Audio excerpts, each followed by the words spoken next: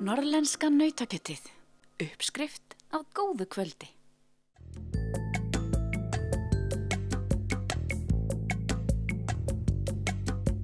Sláttur hefur gengið vel í sumar hjá bændum og þeir eru yfirleitt langt komnir með annan slátt. Kúabændur standa frammi fyrir því að taka ákvörðun miklar fjárfestingar, breyta fjósum þannig að þau standist þær kröfur sem gerðar eru til greinarinnar og hjá sauðfjárbændum eru blikur á lofti. Allt útlit fyrir mikið verðfall á kjöti. Formaður Búnaðarsambands Eyjafjarðar rekur myndarlegt bú að Steindyrum í Svarfaðardal. Það þarf alltaf að færa fólk við heyskapinn. Sem eru nú ekkert rosalega hrifnir, þar sem eru vinir og vandamenn sem vilja vera á öllum dráttavölum sem þeir komast á. En já, tæknin er alltaf að verða fullkomnari. Er það þá alltaf að færast út í það að bændur kaupi jafnvel tækjakosti saman? Kannski bara menn eru þá að taka verktöku í heyskap. Mjög mörg búnaðarfélög eiga öll jarðvinnslutæki saman, en þeir sem ekki heyja sjálfur eru með verktaka í því. Sérðu fyrir þér að þetta fyrirkomulag það aukist á næsta árum? Ég veit það ekki. Það eru svona einhverjir sérvitringar eins og ég sem vilja gera þetta sjálfir og þeir verða alltaf einhverju til, þannig ég hugsa þetta verði bara svipað þetta er í dag.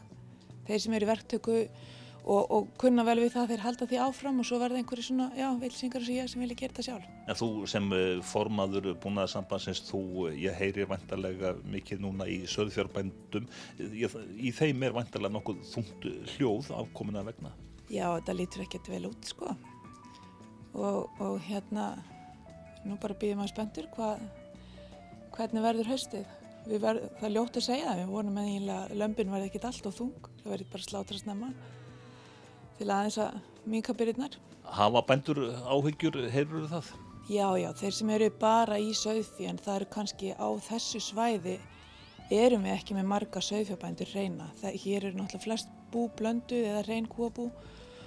Þannig að Eyfirðingar það er ekkert gríðarlega margir Eyfirðingar sem eru bara í sauðfé. Þeir eru þá kannski út með firði hinum megin en auðvitað er þungt hljóð í mörgum þeirra. Sérðu jafnvel fyrir þér að þeir sem eru hreinræktaðir sauðfjárbændum minnstakosti að þeir hreinlega bara neyðist til þess að bregða búi?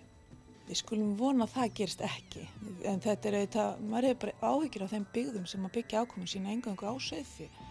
Eins og fyrir vestan og austan og þá er svona harta fólk eins og ég sem er aðalega með kýra, ég skuli eiga ennþá 100 kindur, ég ætti bara skammast mín og hætta með þær og hætta þessum hobbybúskap mínum en auðvitað hefur maður áhyggjur af þessum byggðum bara af því að þar er byggðin svo brothætt ef að sauðfjárbændin hætta þá er lítið eftir.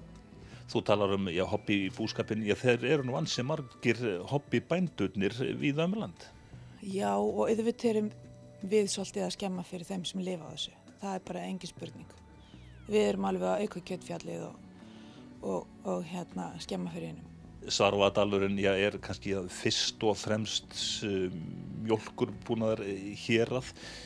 Það er mikil uppbygging meðal kúabænda núna í haust.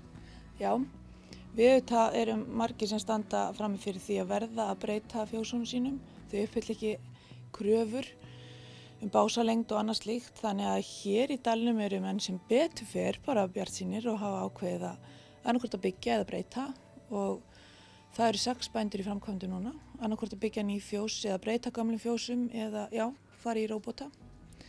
Þannig að bara hér er gríðarlegur hugur í bændum sem betur fer, það er ekkert að fara leggjast af búskapur hér á mörgum jörðum sko. Þetta eru fjárfrekar framkvæmdir? Já, gríðarlega. Tala nú ekki það sem að vera að byggja allt frá grunni. En þú ert þá komið með fjárfestingu til margra ára og sem vonandi bara skila sér vel. Sérðu fram á það að þeir bændur sem ekki fara út í endurnýjun að þeir hreinlega þá bara sitja eftir?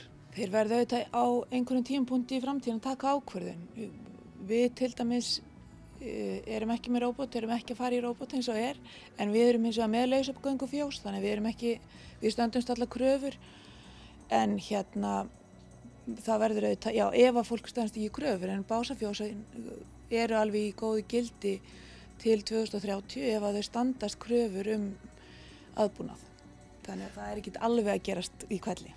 Þannig að bændur þurfa að gera upp sinn hug á næstu árum hvað þetta varðar. Já, og bara held ég á heilt af landinu þá eru náttúrulega gríðarlega margir í framkvæmdum.